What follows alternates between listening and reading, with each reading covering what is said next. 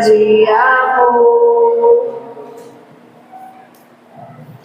Boa tarde, eu me chamo Socorro Ferreira, estou na Renovação Carismática Católica há aproximadamente uns 35 anos que eu faço parte da Renovação Carismática Católica, né? Eu, quando entrei, foi logo quando minha mãe faleceu, eu tinha uns 23 anos, mas eu só vim me firmar depois, eu acho que uns 2 anos depois, né? E hoje eu tenho 60 anos, então já tenho quase 35 anos de Renovação Carismática Católica. E é com prazer que me encontrar aqui hoje nessa tarde, né, para juntos meditarmos essa palavra que o Senhor nos confiou. Domingo passado, quando o Pedrinho falou comigo, né, me convidou para vir ao grupo de oração, ele falou que era o Evangelho do dia. Aí ontem o núcleo se reuniu, não foi, Pedrinho? E ele me deu mais uma palavra, que é a parábola dos talentos. Então nós vamos meditar um pouquinho sobre as duas, né? A que ele deu anteriormente e a que ele deu ontem, certo? Mas antes da gente iniciar, eu senti falta, sabe? E eu queria que vocês orassem um pouquinho em línguas, colocassem a mão no coração, né? E vamos orar em línguas, né? Porque os grupos de oração da Renovação Carismática Católica, a gente ora em línguas e eu senti falta hoje aqui. Então vamos orar.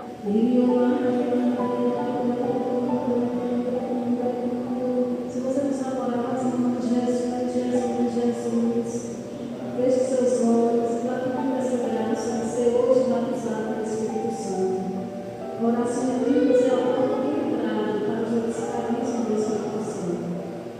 E nós somos Renovação Carismática Católica, então vamos orar, pedindo essa nova efusão do Espírito Santo. Chama-lhe a palavra, fecha os olhos, chama-lhe a palavra,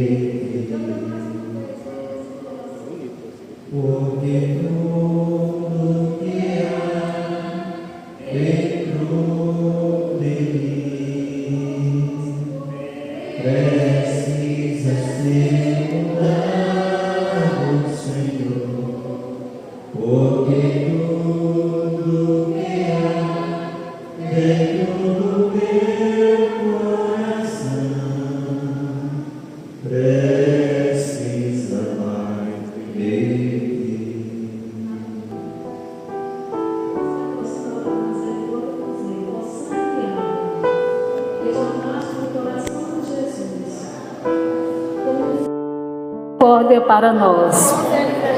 Eu confio em vós. Mais uma vez, ó sangue e água, que jorraste do coração de Jesus, como fonte de misericórdia para nós, eu confio em vós. Ó sangue e água, que jorraste do coração de Jesus, como fonte de misericórdia para nós, eu confio em vós. E quem trouxe a Bíblia vai abrir no Evangelho de João, capítulo 9, o cego de nascença, que é o Evangelho do dia, né? Já teve missa hoje aqui de manhã? Ou não tem, Pedrinho? Teve não? Certo. Então é o cego de nascença. Caminhando, proclamação do Evangelho de Jesus Cristo segundo João. Glória a vós, Senhor. Caminhando, viu Jesus o cego de nascença. Os seus discípulos indagaram dele: Mestre, quem pecou? Este homem ou seus pais para que ele nascesse cego? Eu acho melhor vocês sentarem, porque como esse evangelho é muito longo, a gente já vai lendo e fazendo uma explicaçãozinha dele, viu? Olha, então aqui os discípulos perguntaram quem foi que pecou, porque naquele tempo tinha a noção de dizer que se uma pessoa da família nascesse cego ou com alguma deformidade ou alguma doença, né, diziam que é porque os pais tinham pecado, né? Aí os discípulos perguntam: Mestre, quem pecou? Este homem ou seus pais para que ele nascesse cego? E Jesus respondeu: nem este pecou, nem seus pais, mas é necessário que nele se manifestem as obras de Deus. O que Jesus quis dizer com isso? Que ele nasceu cego, né? Porque ia chegar um dia que ele ia ser curado. E quem era que ia curar ele? O próprio Jesus. E ali ia se manifestar o quê? A própria glória de Deus. E a gente vê que existem muitas pessoas que estão doentes com alguma enfermidade, e a gente vê tantos testemunhos que elas são curadas, né? Então, para quê? Para que se manifestar a glória de Deus naquela família. Continuando. Enquanto for dia, cumpre-me terminar as obras daquele que me enviou. Aqui foi Jesus que disse: cumpre-me enviar as obras daquele que me enviou. Quem foi que enviou Jesus? Foi o próprio Pai, né? Enquanto foi dia, cumpre-se-me terminar as obras daquele que me enviou. Virá a noite na qual já nem ninguém pode trabalhar. Por isso, enquanto estou no mundo, eu sou a luz do mundo. Quem é a luz do mundo? Quem? Eu não ouvi. Jesus é a luz do mundo. É Ele que dá a luz para os nossos olhos. É através dele que nós enxergamos as maravilhas, as grandezas de Deus. E Jesus nesse dia quis dar a luz para quem? Para esse cego de nascença. E Ele quer dar a luz também aqui para cada um de nós hoje. Muito embora a gente enxergue, mas muitas vezes nós somos cegos o quê? Espiritualmente. Porque não nos maravilhamos com as grandezas que Deus realiza na nossa vida todo dia. Não é isso? Então Ele diz: eu sou a luz do mundo. Dito isso, cuspiu no chão, fez um pouco de lodo, com a saliva e com o lodo ungiu os olhos do cego. A gente olhando assim, né, parece até uma coisa repugnante, não é? Mas quem era que não queria ser curado assim, com o próprio Jesus? A própria saliva, né, que vem de dentro dele, né? Aquela cura, aquela libertação para aquele homem. Então ele cuspiu no chão, fez aquele lodo e colocou nos olhos do cego. E depois ele deu uma ordem ao cego. Qual foi a ordem? Depois disse: vai, lava-te na piscina de Siloé. A palavra Siloé significa emissário, enviado. O cego foi, lavou-se e voltou vendo. O que foi que aconteceu com o cego?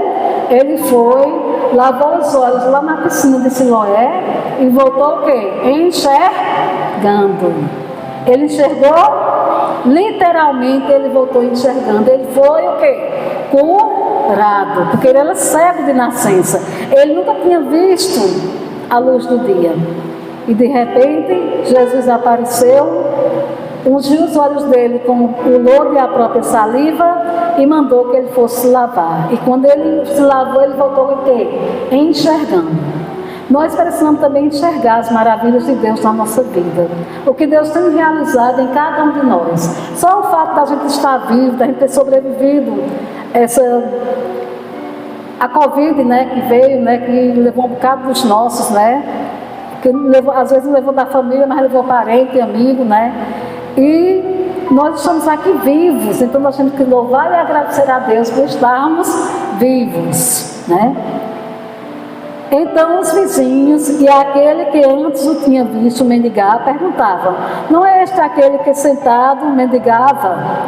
Né? Todo mundo viu ele, né? Que ele mendigava, pedia o quê? Ele pedia esmola, porque ele não enxergava. E naquele tempo não tinha as ajudas que tem hoje, né? As pessoas que são cegas, né?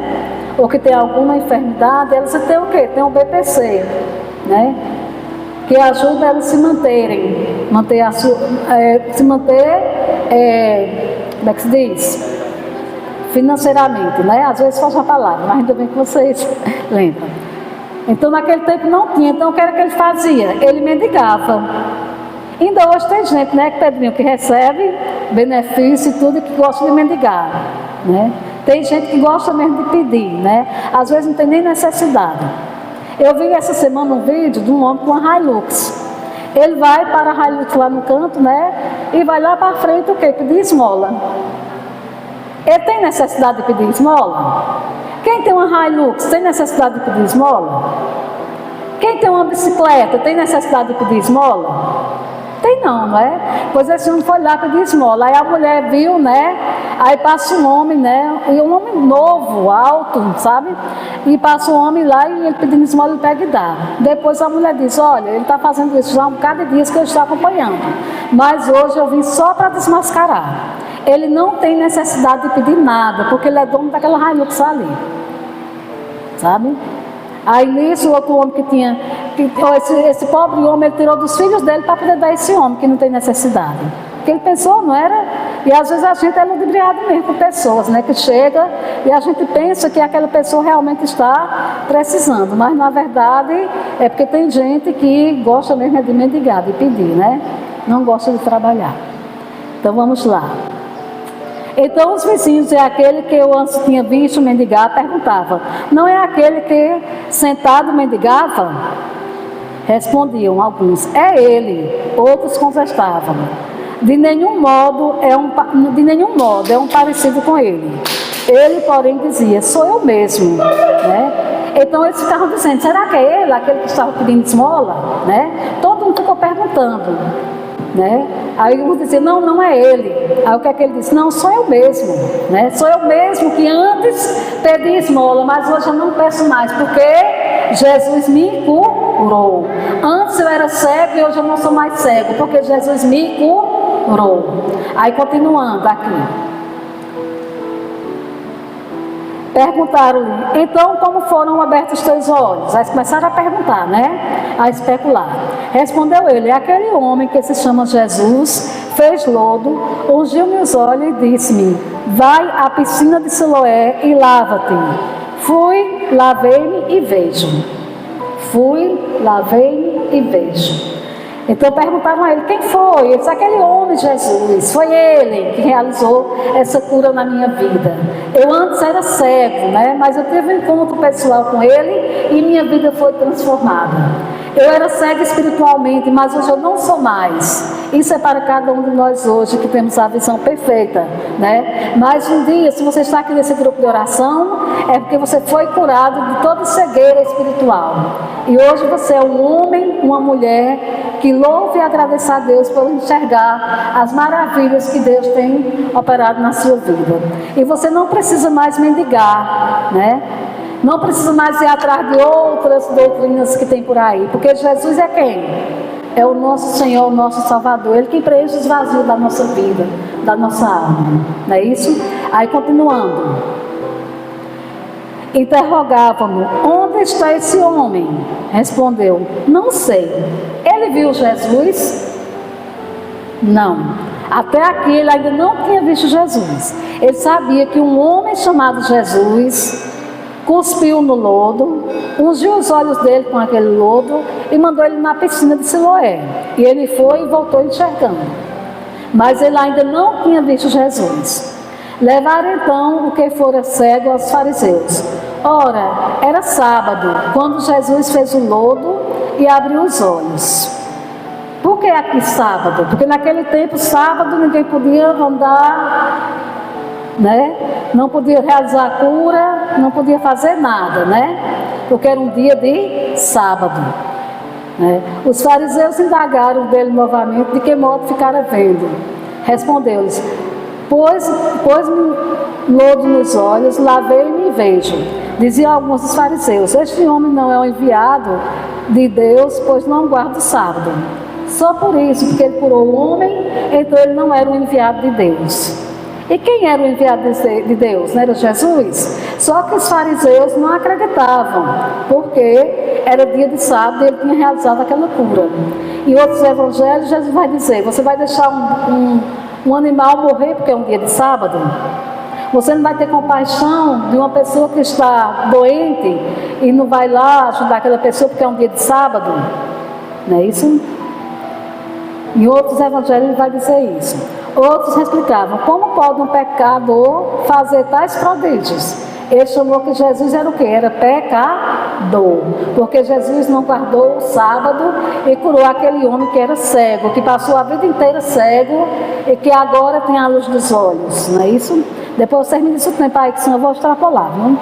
E havia desacordado entre eles. Perguntaram ainda ao cego: quem dizes tu daquele que te abriu os olhos? Perguntaram a ele disse: é um profeta, respondeu ele. Que dizem tu daqueles que te abriu os olhos? Ele respondeu: é um profeta. Mas os judeus não quiseram admitir que aquele homem tivesse sido cego e que tivesse recobrado a vista, até que chamaram seus pais e os interrogaram. Eles não acharam pouco perguntar ao cego, agora chamou quem? Os pais, porque eles não acreditavam que aquele homem era cego e que agora estava enxergando e que Jesus tinha curado. Então eles chamaram os pais dele e vão lá perguntar: ó, e o interrogaram: é este o vosso filho? Afirmais que ele nasceu cego? Pois como é que agora vê? Seus pais responderam: sabemos que este é o nosso filho e que nasceu cego, mas não sabemos como agora ficou vendo, nem que ele abriu os olhos. Perguntai a ele, tem idade, que ele mesmo explique. Né? Foi o que os pais responderam: sabemos que ele é nosso filho, sabemos que ele nasceu cego, mas não sabemos quem foi que o curou. Pergunta a ele, que ele é maior de idade, ele sabe responder. Seus pais disseram isso porque temiam os judeus, pois os judeus tinham ameaçado expulsar da sinagoga todo aquele que reconhecesse Jesus como Cristo. Então, a partir daquele momento que ele foi curado, eles reconheceram Jesus como Cristo, como profeta, como Salvador de toda a humanidade. Por isso é que seus pais responderam: ele tem idade, perguntai-lhe. Tornaram a chamar o homem que fora cego, dizendo-lhes: dai glória a Deus. Nós sabemos que este homem é pecador. Disse-lhe ele: se este homem é pecador, não sei. Sei apenas isto: sendo eu antes cego, agora vejo.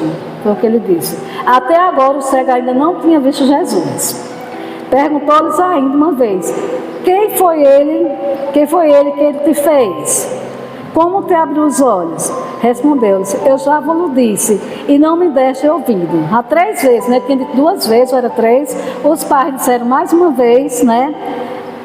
E agora eles perguntam mais outra vez. Ele disse: eu já vos disse, e não me deste ouvido. Por que quereis tornar a ouvir? Quereis porventura tornar-vos também seus discípulos? Né? Então ele já começou a ensinar, né? Se vocês perguntam tanto assim, é porque vocês querem também ser discípulo dele, né? Ele já declarou que ele era um discípulo do Senhor, porque ele havia sido curado, né? E aqueles fariseus que interrogavam, ele disse isso: vocês também querem ser discípulo deles? Então eles o cobriam de injúrias e disseram, os fariseus: tu és discípulo dele, nós somos discípulos de Moisés. Sabemos que Deus falou a Moisés, mas deste não sabemos de onde ele é. Aqui ele trouxe um personagem lá do Antigo Testamento. Que personagem foi esse? Moisés. Quem foi Moisés? Foi aquele que teve um encontro com o Senhor na sarça ardente. Foi? E Deus confiou ele a missão de quê? De trazer o povo que estava escravo no Egito. E ele trouxe aquele povo. E esse fariseu aqui disse que era discípulo de Moisés, né? E que o cego era discípulo de Jesus. Respondeu aquele homem: o que é de admirar em tudo isso? O cego, ó, o que o cego já está ensinando a eles, ó, veja que coisa interessante. Respondeu aquele homem: o que é de admirar em tudo isso é que não sabeis de onde ele é, e entretanto ele me abriu os olhos. Sabemos, porém, que Deus não ouve os pecadores. Já foi o próprio cego que estava dizendo isso. Mas atende a quem lhe empresta o culto e faz a sua vontade. Jamais se ouviu dizer que alguém tenha aberto os olhos a um cego de nascença. Se esse homem não fosse de Deus, não poderia fazer nada. Está vendo a profissão de fé dele? Já acreditando. Se esse homem não fosse de Deus, não poderia fazer nada. Responderam-lhe eles: tu nasceste todo em pecado e nos ensina? Então, a carapuça caiu, não foi? E expulsaram-no. Jesus soube que os tinha expulsado, agora que ele vai ter um encontro pessoal com Jesus, né? Então, até aqui, o cego ainda não tinha visto quem tinha curado ele. Ele sabia que ele tinha sido curado, que ele estava enxergando, mas ele não sabia, não tinha visto, mas ele sabia, ele já tinha ouvido falar de Jesus, né?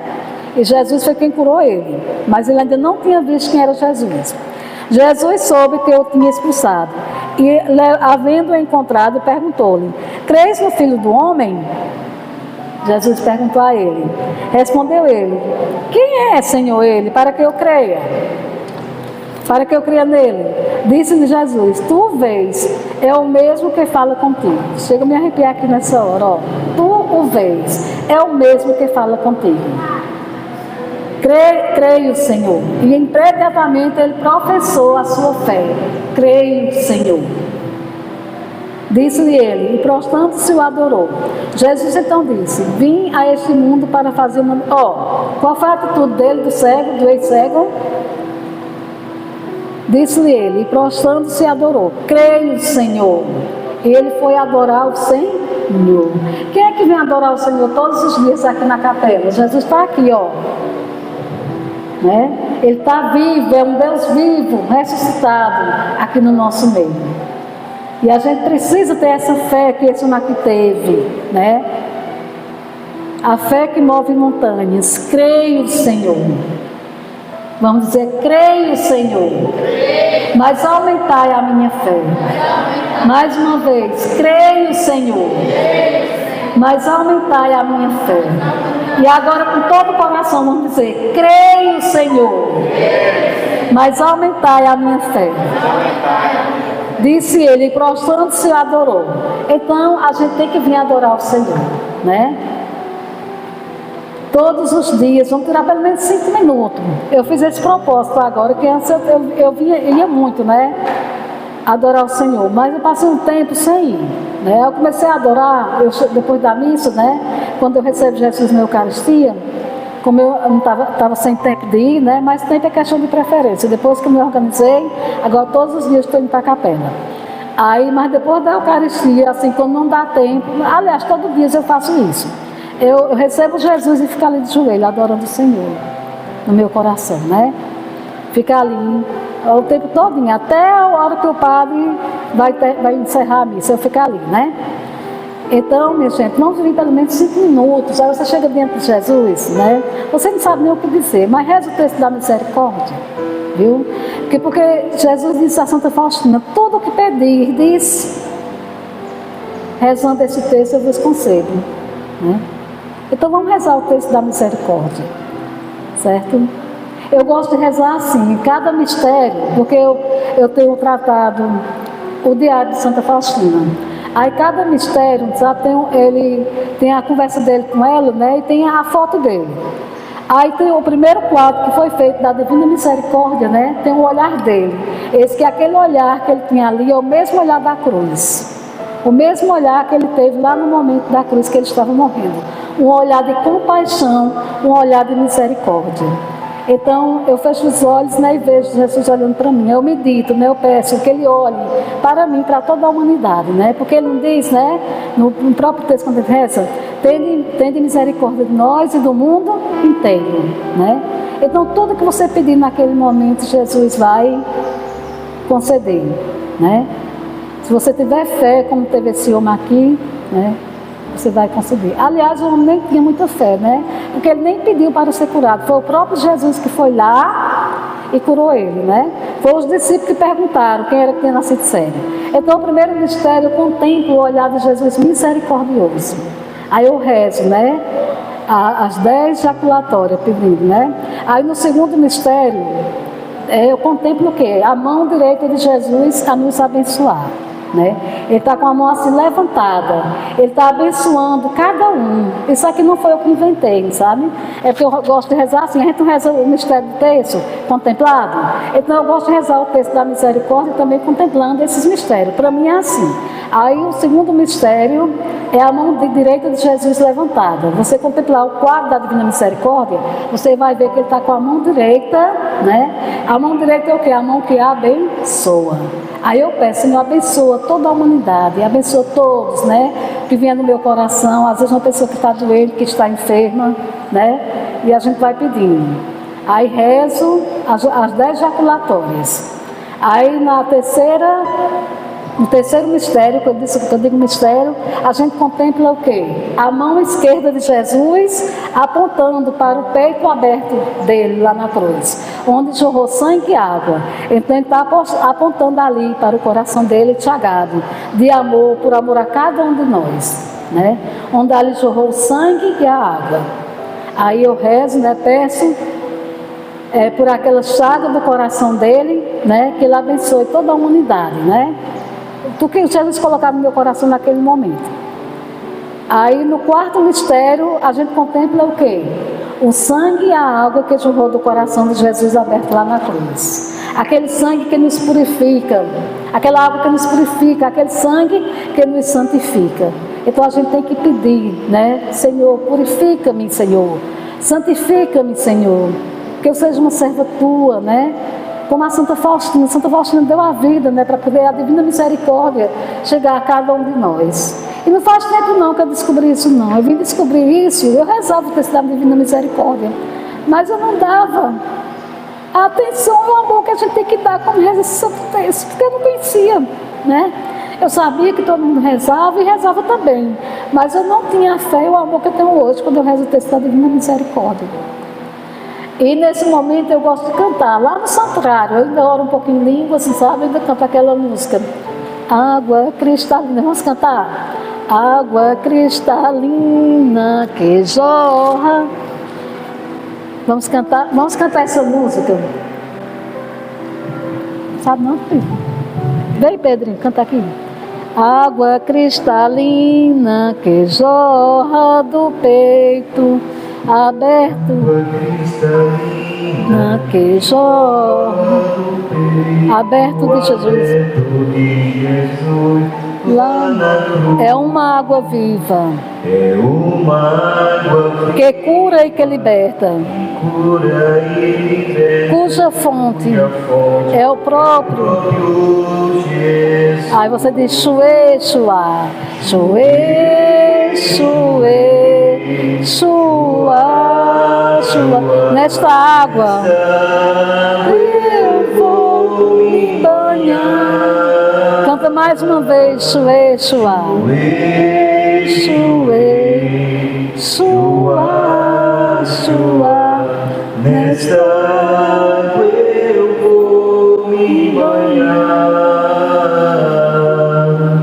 Água cristalina que jorra do peito aberto de Jesus lá na cruz. É uma água viva, é uma água que cura e que liberta, cuja fonte é o próprio Jesus. Amém?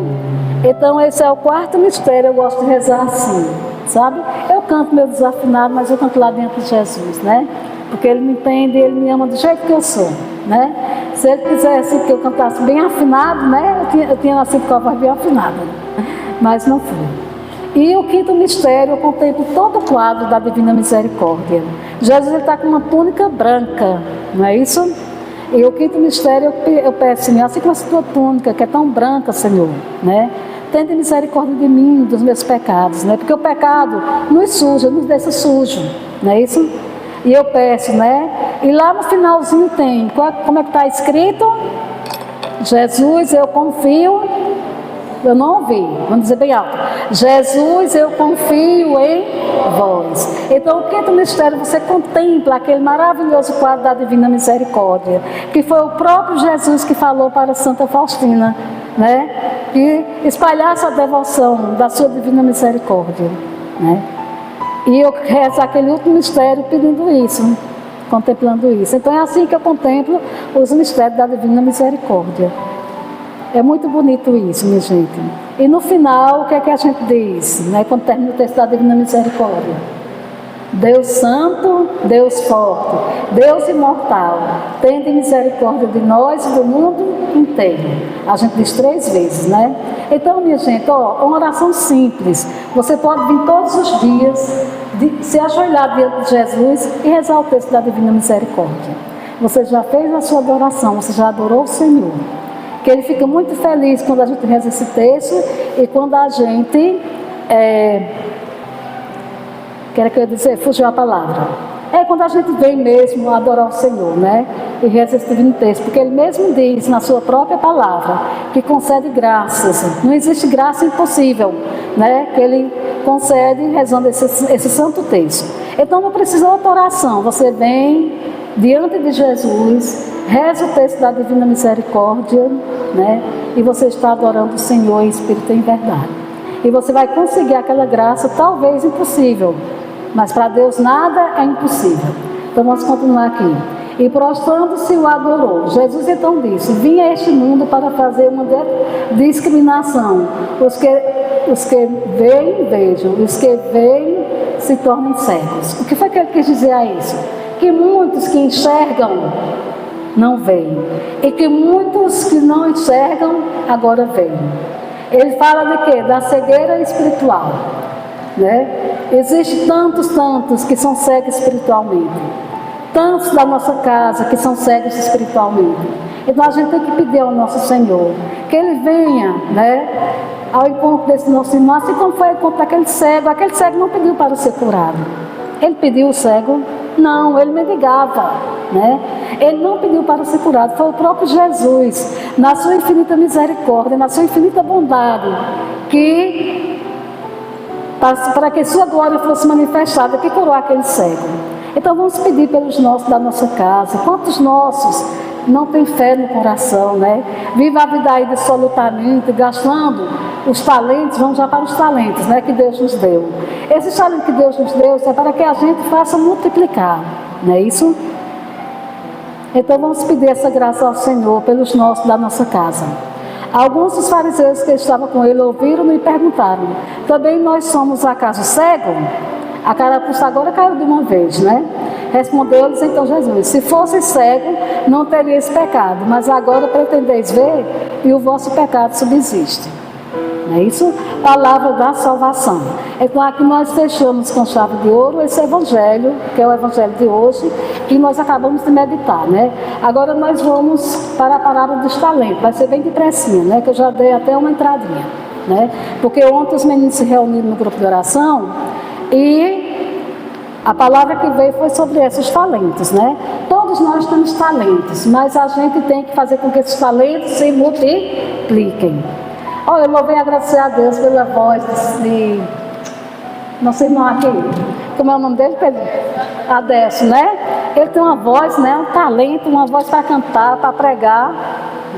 Fiquei admirada, viu? Porque eu não tinha visto ele conduzir um momento de oração, né? E foi uma bênção. Muito bom mesmo. Só faltou orar em línguas um pouquinho, viu? Eu senti falta, né? Aqui, ó, a parábola dos talentos. É Mateus 25, do 14 ao 30. Tem quantos minutos ainda, Pedrinho? Tem quantos minutos? 5? Pronto. Será também como um homem que, tendo de viajar, reuniu seus servos e lhes confiou os seus bens.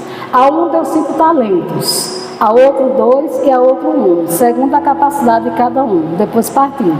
Logo em seguida, o que recebeu 5 talentos negociou com eles, fê-los produzir e ganhou outros 5 talentos, né? Então agora eu já tenho quantos talentos? 10. O patrão dele tinha dado 5 e ele negociou e agora ele lucrou mais 5. Quanto ele tem? 10. Continuando. Mas o que recebeu apenas, do mesmo modo que recebeu 2 talentos, ganhou outros 2, né? Então o que recebeu 5 talentos, agora tem quantos talentos? 10. O que recebeu 2 talentos, agora tem quantos talentos?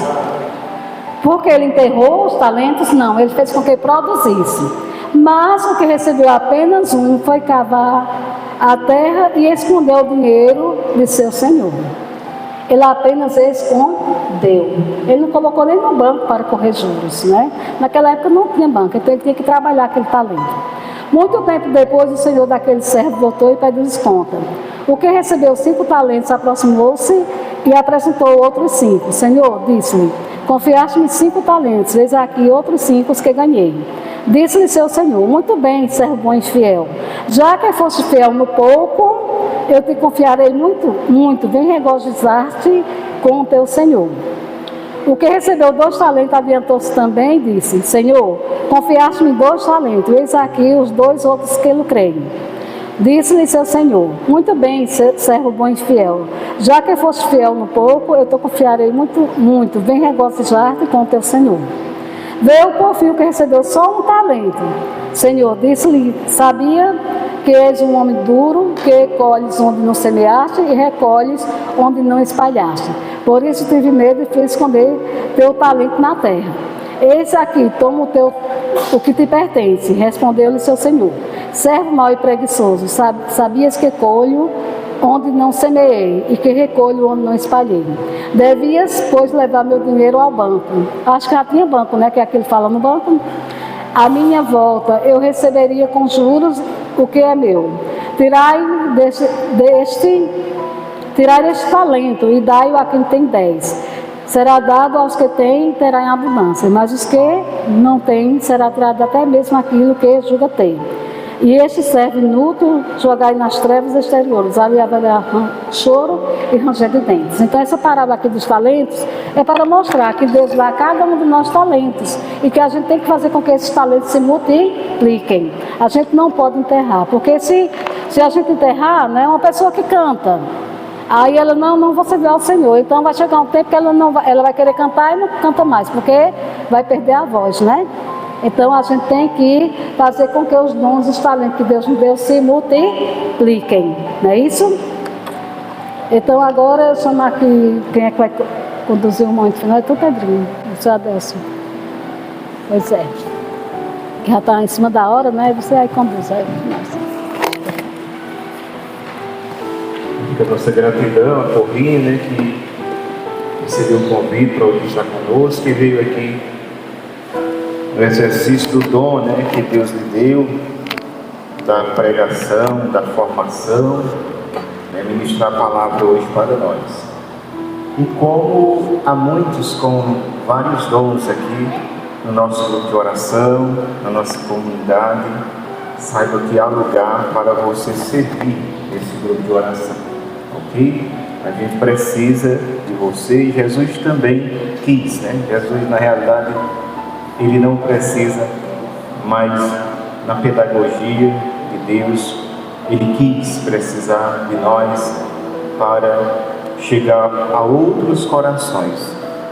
Essa é a forma de Deus chegar nos corações, é através de irmãos que entregam o seu coração para que seja alimentado pelo sentimento de Deus, para que vá de encontro aos irmãos.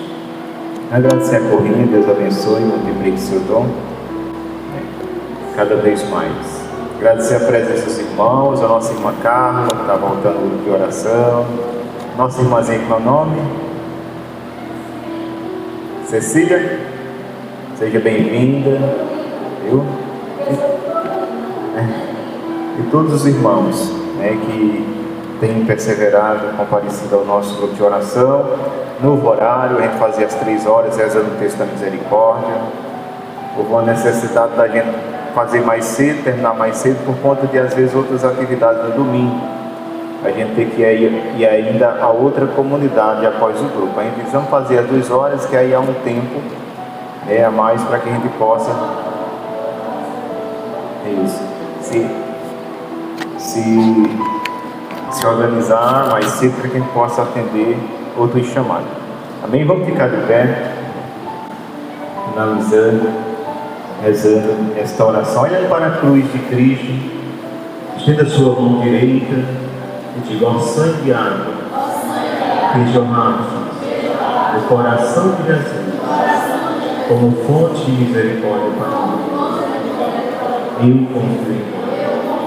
Deus Santo, Deus forte, Deus imortal, tende piedade de nós e do mundo inteiro.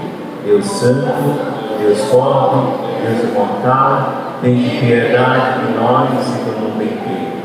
Deus Santo, Deus forte, Deus imortal, tende piedade de nós e do mundo inteiro. Agradecendo também a presença do nosso irmão Francisco, coordenador do Grupo Israel, que veio fazer companhia à Corinha. Vicentinho aí, né? Marcando presença. O Senhor esteja conosco. Que Jesus nos abençoe. Em nome do Pai, do Filho e do Espírito Santo. Amém. Que vamos em paz, Senhor nos acompanhe. Graças a Deus. E até domingo às 2 horas, se assim nos permitir.